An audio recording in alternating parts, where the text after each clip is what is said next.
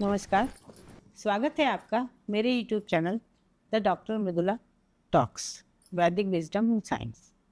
मैं आपके लिए तरह तरह के श्लोक लेकर आती रही हूँ जिनसे हमें कुछ न कुछ सीख मिलती रही है।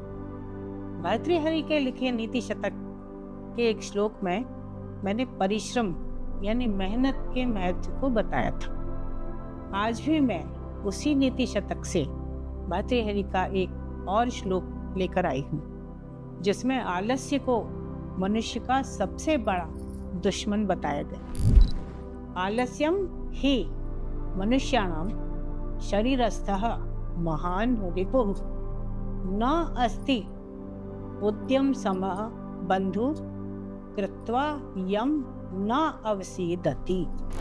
आलस्यम ही निश्चित रूप से आलस्य ही मनुष्याणाम शरीरस्थः मनुष्यों के शरीर में स्थित महान रिपुः महान शत्रु है। उद्यम यानी परिश्रम के समान कोई बंधु नहीं है। यम कृत्वा जिसे करके व्यक्ति कभी भी न अवसीदति दुखी नहीं होता।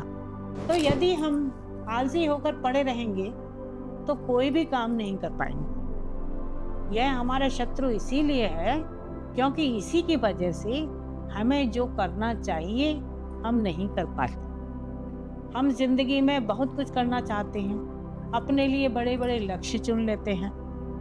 हम चाहते हैं कि हमें बहुत कुछ मिल जाए, हर काम में सफलता हमारी कदम चूमे, लेकिन हम आलस्य में पड़े रहते हैं और इसलिए कुछ भी हासिल नहीं कर पाते और दूसरों को देखकर हम ईर्ष्या करते हैं, उनकी सफलता से जलते हैं।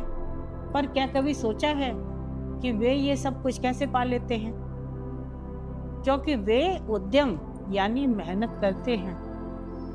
इसीलिए अगली पंक्ति में कहा है ना अस्ति उद्यम समा बंधु।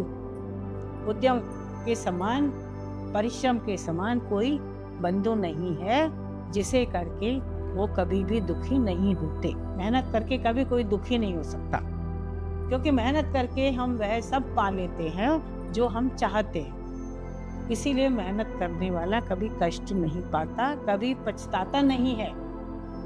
आलसी कभी काम नहीं करता और जब समय निकल जाता है तब पछताने के अलावा उसके लिए कुछ भी नहीं बचता। इसी बात को कविता में इस तरह से कह सकते हैं। शरीर में आलस्य है बड़ा दुश्मन, काम करने का करता नहीं मन, किसी लक्ष्य में होता नहीं सफल, इसी बात से दुखी होता है हर पल।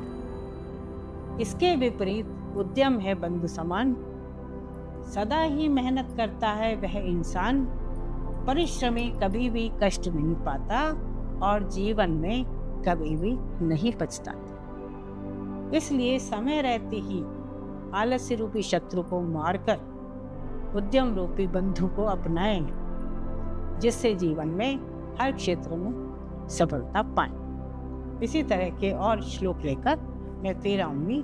देखते रहिए मेरा YouTube चैनल।